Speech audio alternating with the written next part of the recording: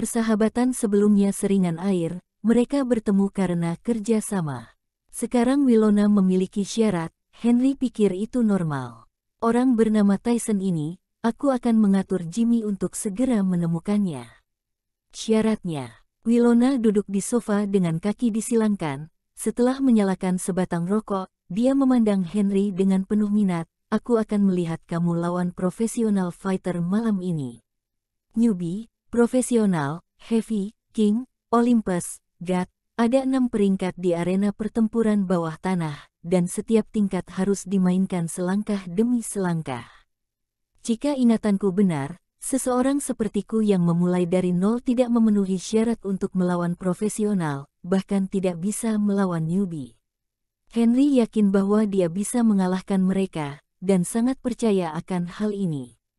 Bagaimanapun juga, dia telah memperoleh banyak hal dalam 7 tahun dia koma. Tapi masalahnya terletak pada aturan arena pertempuran bawah tanah. Ini bukan sesuatu yang bisa diubah Winona jika dia mau.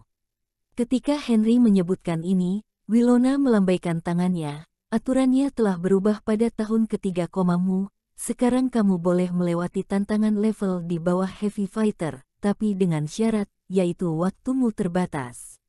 Misalnya, jika kamu ingin naik ke profesional, dengan peringkat nolmu, kamu bisa. Kamu bisa memenangkan 9 newbie berturut-turut dalam waktu 4 jam, kemudian mengalahkan profesional, maka kamu dapat langsung naik menjadi profesional.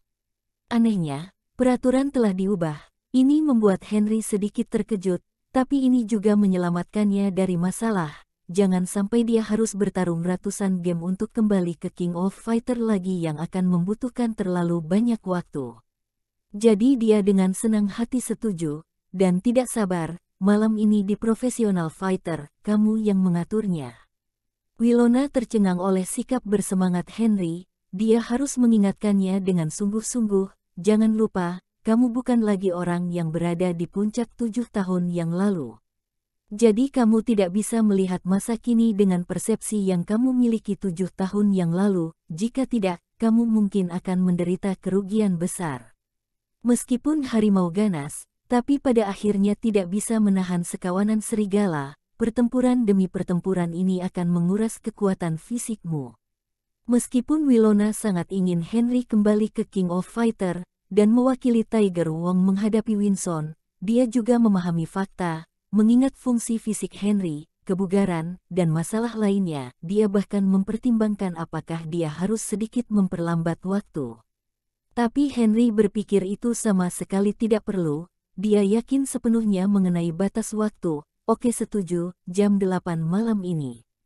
Winona mengangkat jempolnya, matanya dipenuhi kekaguman, seperti yang diharapkan dari naga api yang mengamuk, aku mendukungmu.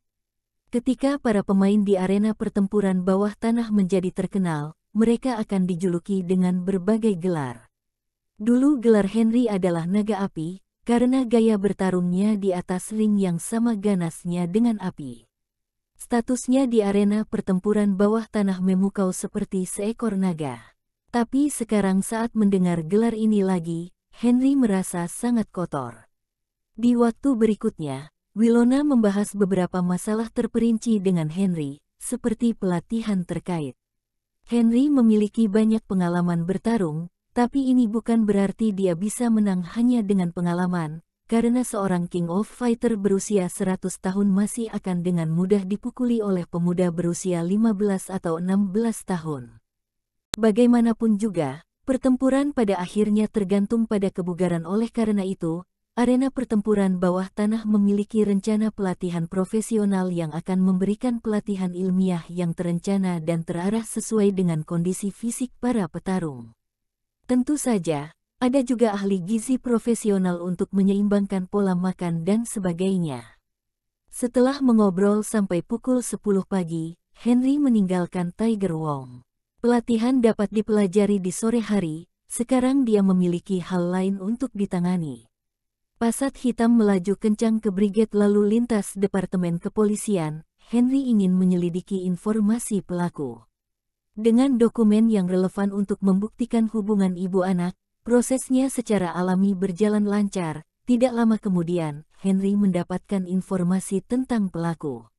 Nama pelaku adalah Panji Sambo, pemilik pabrik kecil yang hanya memiliki 30 hingga 40 karyawan, tidak memiliki latar belakang sosial yang besar, dan tidak dalam pengaruh alkohol atau narkoba saat menyebabkan kecelakaan.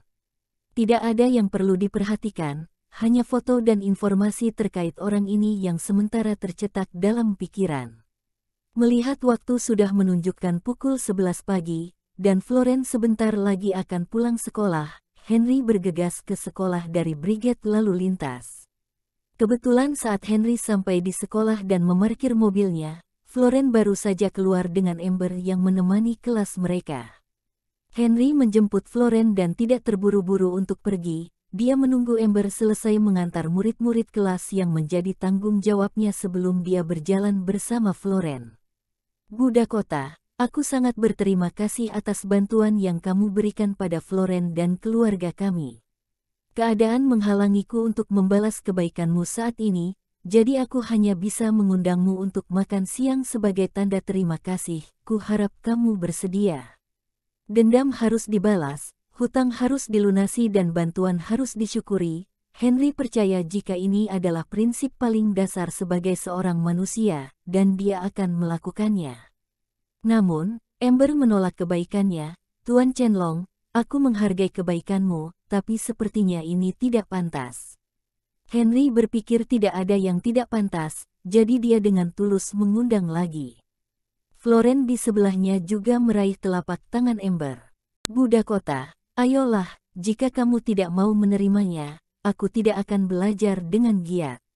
Ancaman semacam ini menekan Amber, tapi pada akhirnya dia hanya bisa mengalah dan setuju. 10 menit kemudian, Henry dan putrinya dibawa oleh Amber ke sebuah toko kecil. Tokonya tidak besar, sebuah ruang keluarga telah direnovasi, tidak mewah, tapi cukup baik, harganya juga tidak mahal meskipun hidangannya enak. Dapat dilihat dari toko kecil yang dipilihnya jika Amber menjalani kehidupan yang sulit. 2 hidangan dan 1 sup. Jika menambahkan hidangan lain, maka aku yang membayar makanan ini. Setelah memesan, Amber mulai mengancam Henry, jelas dia ingin mengurangi pengeluaran Henry. Henry tidak mengatakan apa-apa, dan hanya bisa menerima ancaman Amber. Selama makan, Amber menyebutkan sesuatu kepada Henry, Tuan Chenlong, ada sesuatu yang ingin ku diskusikan denganmu. Jika kamu setuju, aku ingin mengajari Florence selama setengah jam setiap pulang sekolah mulai sekarang. Karena harus merawatmu sebelumnya, nilai Florence turun banyak. Karena kamu sudah pulih, dia tidak perlu khawatir untuk merawatmu lagi, jadi aku ingin menggunakan waktu pulang sekolah untuk membantu dia mengejar ketinggalan. Ini tentu saja sesuatu yang baik, Henry sangat berterima kasih, tentu saja aku setuju, aku sangat berterima kasih padamu. Tidak perlu berterima kasih. Amber menoleh untuk melihat Florence yang sedang menuju kamar mandi, matanya dipenuhi dengan cinta dan belas kasihan. Kamu benar-benar tidak perlu berterima kasih karena aku berhutang pada Florence. Kalimat ini membuat Henry tercengang. Jelas bahwa merekalah yang berutang pada Amber. Bagaimana bisa berubah menjadi Amber yang berutang pada Florence? Henry terkejut, apa maksudmu? Di waktu berikutnya, Amber memberikan penjelasan kasar mengenai masalah ini.